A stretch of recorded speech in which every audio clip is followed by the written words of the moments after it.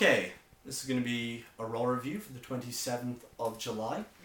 And this week on Raw, we had Hornswoggle pin Chavo Guerrero, naturally. We had John Cena become the #1 contender. Again. We had Triple H being made to look ridiculously, unfeasibly strong in something that wasn't even defeat. It was just victory, slightly too slow. We had that. We also had the Brian Kendrick get buried, truly buried. I mean, jobbers in squash matches get a better showing than Kendrick got on this episode of Raw. We also had the continuation of the most bewildering push in wrestling, that being the push of Mark Henry. I don't understand this on any level. I don't understand how anyone backstage could even contemplate the idea of pushing Mark Henry. Mark Henry is awful! But we had that. We also had maybe one good match, probably one good match at a push, and some average ones. Probably really no promo of note to talk about. So yeah, there was a lot of bad things, but this episode of Raw is what constitutes an improvement for Raw. This episode was better than the last 2 weeks of Raw. This was better than the Seth Green and ZZ Top fiascos. This was better. That's pretty alarming, because this was awful. Anyway, let's just get started. Okay, so we start tonight's show with a rather convoluted web of introductions, as Lillian Garcia introduces Jerry the King Lawler, who introduces tonight's guest host for Raw, Shaquille O'Neal. This just went to prove that Lillian is now deemed so incompetent that she's been relegated to introducing the people who do the introductions. She is pretty incompetent though, so who cares? Although the King is equally incompetent, and he swiftly botched his introduction for Shaq. Shaq comes out, and rather oddly, the first thing he does is basically what a wrestler would do to get heel heat at a house show. He just insults the local town sports team, the Washington Wizards, by talking about how he's just joined the Cleveland Cavaliers and he's friends with LeBron James now, which was such an odd thing to do. Anyway, Shaq is clearly incapable of cutting a promo on his own, or maybe he wasn't even briefed on what he was to say, because the King was basically just guiding him through what he was saying here. And Shaq's decided to introduce a 5-man beat the clock tournament to determine Randy Orton's #1 contender at SummerSlam. And the competitors will be Triple H and John Cena.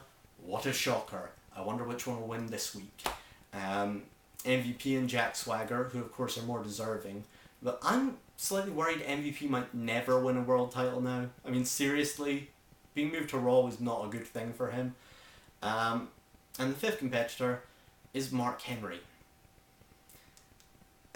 I actually laughed when he appeared on the big screen. It was the only thing I laughed at all night. I didn't laugh at any of the so-called comedy segments. I just laughed at this. It's just so ludicrous, this push. It's almost surreal. But yeah, Mark Henry's the 5th competitor.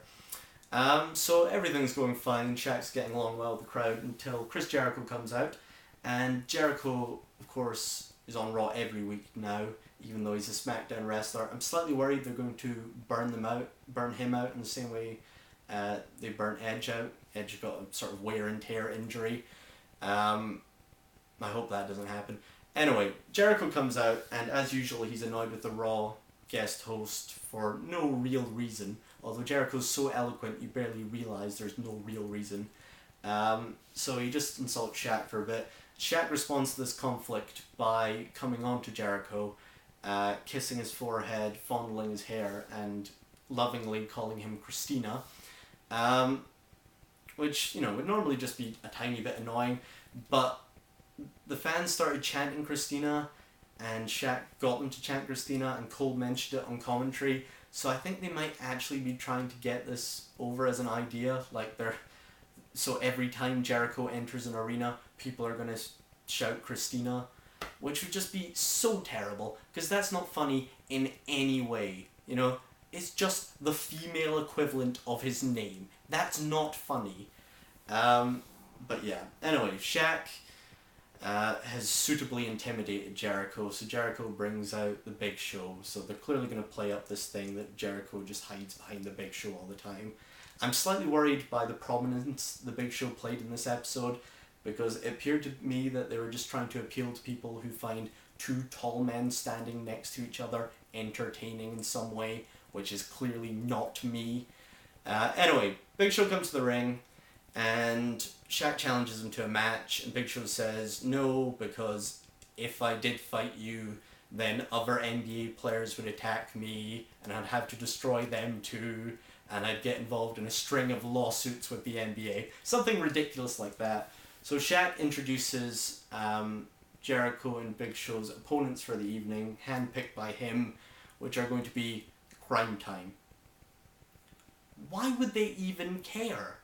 I mean, surely if they introduced Crime Time, Jericho and Big Show would just be like, oh, guess we're going to beat Crime Time tonight then. I mean, anyway,